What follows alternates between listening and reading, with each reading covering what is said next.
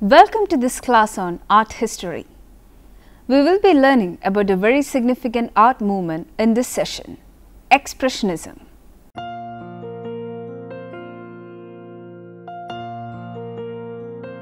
Expressionism originated as a term used to denote the use of distortion and exaggeration for emotional effect, which first surfaced in the art literature of the early 20th century.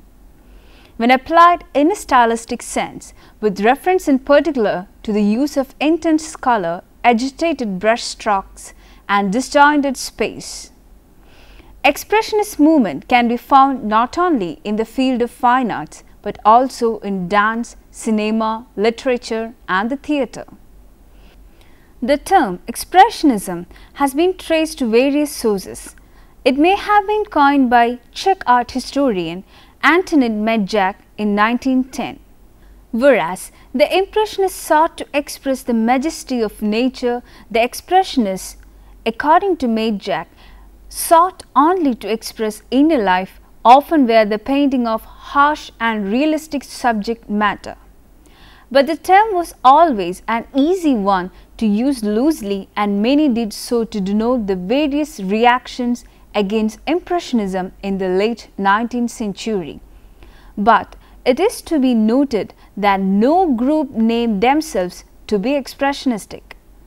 The term expressionist was used during the Berlin session of 1911. A gallery hall was designated as expressionist. The gallery contained works by French folk artists like Matisse. It was by 1914 that the label was used to label a group German expressionists. Expressionism also was not limited strictly to the field of painting. History of literature, drama, stage design, dance, film were changed by the impact of Expressionism. Expressionism emerged simultaneously in various cities across Germany as a response to a widespread anxiety about man's increasingly discordant relationship with the world, his lost feelings of authenticity and spirituality. In part a reaction against Impressionism and academic art, it was inspired most by the expressive and symbolist currents in late 19th century art. Works of Vincent van Gogh, the Norwegian symbolist Edvard Munch, and Belgian painter James Ensor proved particularly influential on the Expressionists and encouraged them to distort forms and employ strong colors to convey a variety of anxieties and yearnings. The classic phase of the movement lasted from approximately 1905 to 1920 and spread across Europe. Its influence would be felt throughout the century, not only in German art, but also in many movements like the American abstract expressionism. It was also important for the development of neo-expressionism in 1980s. There are two major groups in German expressionism: the Bruch, the bridge in the city of Dresden, and the Blau Reiter, the Blue Knight in Munich. German expressionism also included pioneering efforts like the Weimar School and later developments like the New Objectivity group. The Bruch, the bridge group, was formed in 1905 and in 1913 it was dissolved. The group of 4 German artists led by Ernst Ludwig Kitchener were members of this group. This is considered to be the founding organization for the German Expressionist movement. Along with Fritz Bleyl, Carl Schmidt-Rottluff and Erich Haeckel, Kirchner established Die Brücke as a youth-oriented art movement that would challenge the traditional academic styles of fine art, which by that point included Impressionism and Post-Impressionism. The group published their manifesto in 1906. It was carved on wood. In September and October 1906, the first group exhibition was held, focused on the female nude. Emil Nold and Max Pechstein joined the group in the same year. Otto Müller during 1874 to 1930 joined the group in 1910.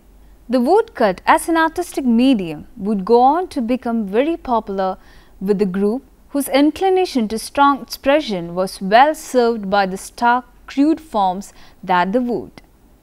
The artists of the bridge group concentrated on imitating the styles originally practiced by the art communities of the Middle Ages. The Nazarene group who preceded the Brook were also using woodcut to illustrate their biblical works. The bridge dominated the art scene through paintings that depicting social differentiation of classes, wealth, German nightlife, and the chaos that reigned in their cities. Other contemporary painters like Paulo Modson Becker and Christian Rolfs subscribed to the theory that their art should be as simplistic and down to earth as possible. They consciously omitted any demonstrations of personal emotions, but their works show expressionistic vitality. Kathy Kollwitz is another example. Rolfs was all 50 years old when he started to paint in expressionist style. His works were confiscated by the Nazis as degenerate art and was forbidden to paint. In 1911, that a group of young artists formed Der Blaue Reiter, the Blue Rider in Munich. The name came from Vasily Kandinsky's Der Blaue Reiter painting of 1903. Among their members were Kandinsky, Franz Marc, Paul Klee, Franz Marc, and Auguste Mack.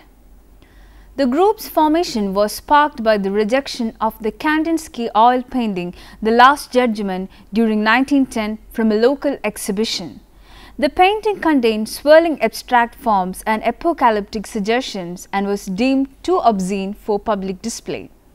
Although Der Blaue Reiter never published a manifesto, its members were united by their high regard for medieval and primitivist art forms as well as their love of cubism and fauvism.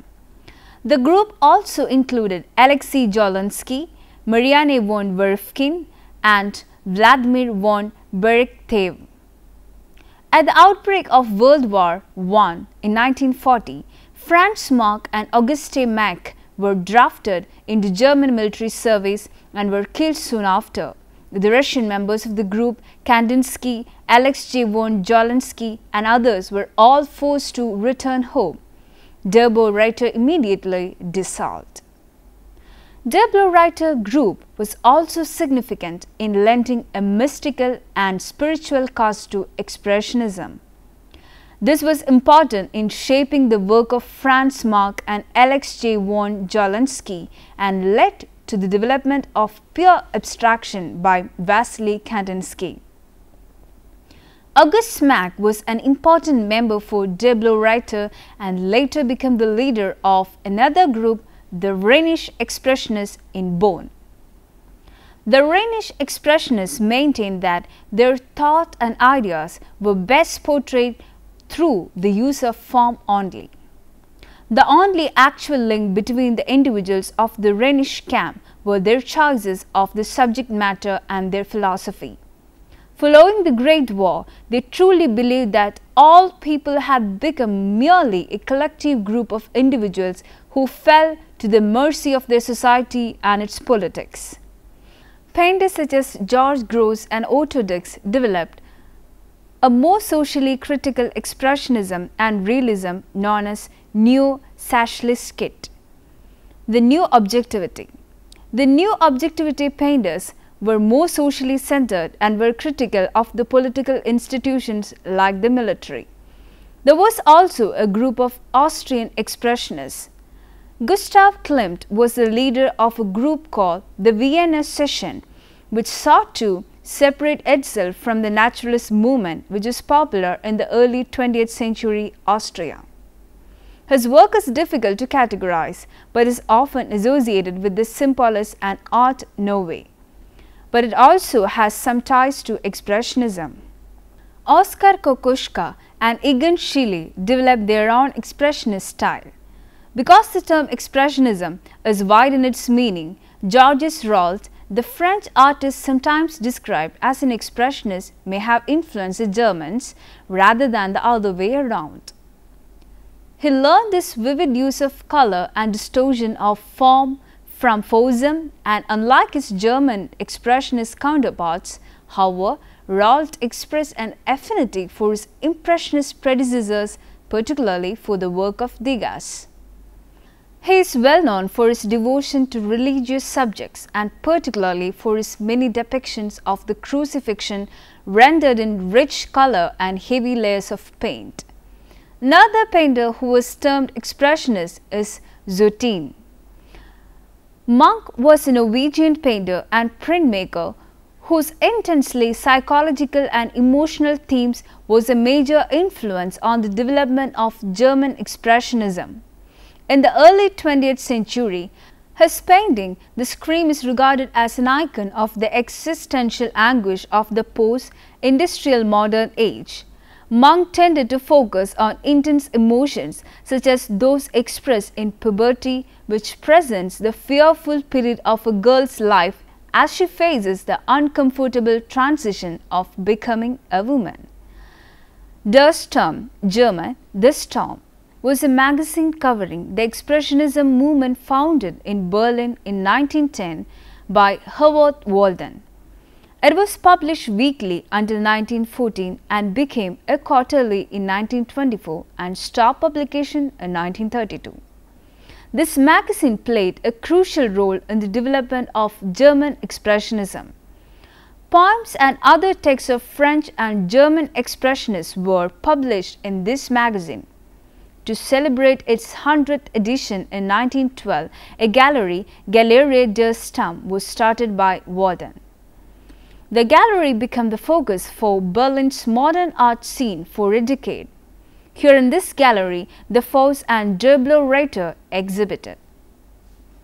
The expressionist artists often employed swirling, swaying and exaggeratedly executed brush strokes in the depiction of their subjects. In part, these techniques conveyed the emotional state of the artist, though they might also offer comment on modern the world. The arrival of Expressionism announced new standards in the creation and judgment of art. Art was now meant to well up from within the artist rather than deriving from a depiction of the visual world, and the character of the artist's feelings became the standard for assessing the quality of a work of art rather than the composition of forms. When it came to philosophies and ideology, these expressionists shared identical views. As the term expressionist suggests, the works created by these artists were rendering of their individual and personal perceptions of their subject.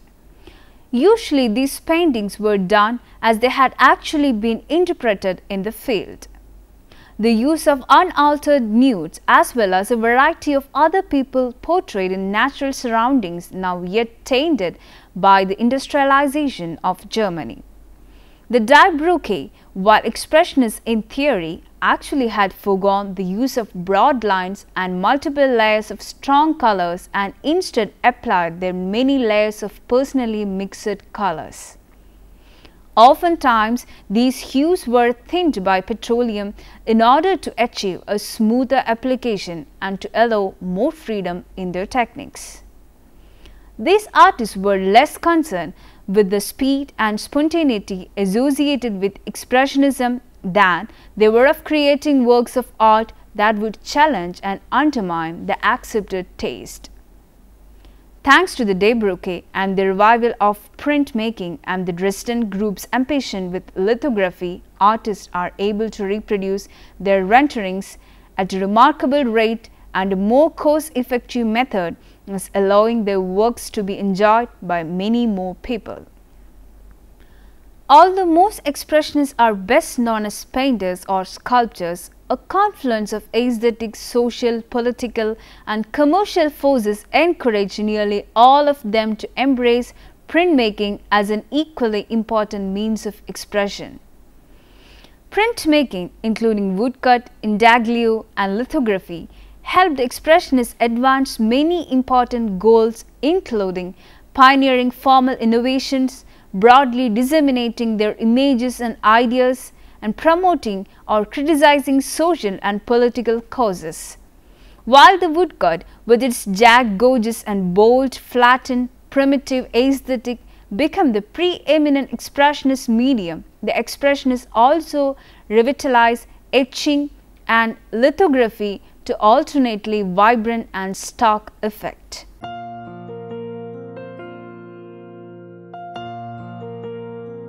Adolf Hitler, outraged by such anti-German publicity, embarked upon his own crusade to rid Germany of all the degenerate art within his reach.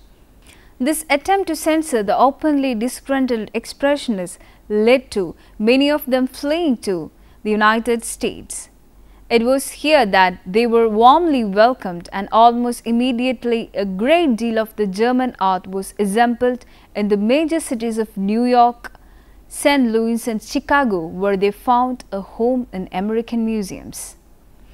Irregardless of the attacks launched against Expressionism in 1923, regardless of France's refusal to acknowledge the achievements of the German artists, and in spite of Hitler's crusade to rid the rage of these degenerates, the contribution of German Expressionism upon the art world cannot be discredited. After World War I, although Expressionism continued to inspire many more artists throughout Germany, the movement began to lose impetus and fragment. Already by 1918, the Dada Manifesto could claim that Expressionism no longer has anything to do with the efforts made by active people. But its ethos would have a vivid afterlife. It was crucial in the early formation of artists as different as Otto Dix and Paul Klee. And in the 1920s, it continued to inspire ambitious forays into abstraction. Kandinsky continued to create completely non-objective paintings and watercolors that emphasize color balance and archetypal forms rather than anything remotely representational or figurative. In America, Expressionism is seen in two modes. In the social realist painters like Ben Shah, and later in abstract expressionism group.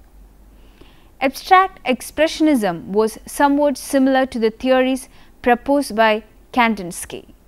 Expressionism had its great impact in Germany, and it continued to shape its art for decades afterwards. The emergence of George Baselitz in the 1960s and later Anselm Kiefer signaled an important and influential revival of the style, which would culminate in a global neo-expressionist movement in the 1980s. But the original movement also found adherents in Russia, Belgium, Austria, France, Norway, the Netherlands and the United States. Its ideas about expression, spirituality, primitivism and the value of abstract art would also be hugely influential on an array of unrelated movements, including abstract expressionism. The expressionist metaphysical outlook and their instinctive discomfort with the modern world impelled them to antagonistic attitudes which would be characteristic of various avant-gardes throughout the century. Because Expressionism, especially German Expressionism, was not limited to painting, we were encouraged to watch expressionistic films. Films like The Cabinet of Dr. Caligari during 1920 are significant by their expressionist spirit. The film was directed by Robert Wiene. Sets and scene artwork of expressionist films often reveal buildings of sharp angles, great heights, and crowded environments such as the frequently shown in German expressionist paintings. More than any other movement, Expressionism affected the Indian art scene from the very beginning. We can see that the mural work of Binod Bihari Mukherjee at Shantiniketan, the Hindi saints, show influences of Expressionism. Ramkinger Beige was also expressionistic in his approach to art. The progressive group of painters of India, formed in 1947, is a prime example of Expressionism. The first published manifesto even politically biased towards radical expressionism. Though the members of the group had to change their views in their second published manifesto, their language remained expressionistic. The Baroda painters of 1980s were also expressionistic in their approach. Their radical political attitude was also in par with the political attitude of German expressionists. The Kerala art from 1980s also was under the influence of expressionism till 1990s.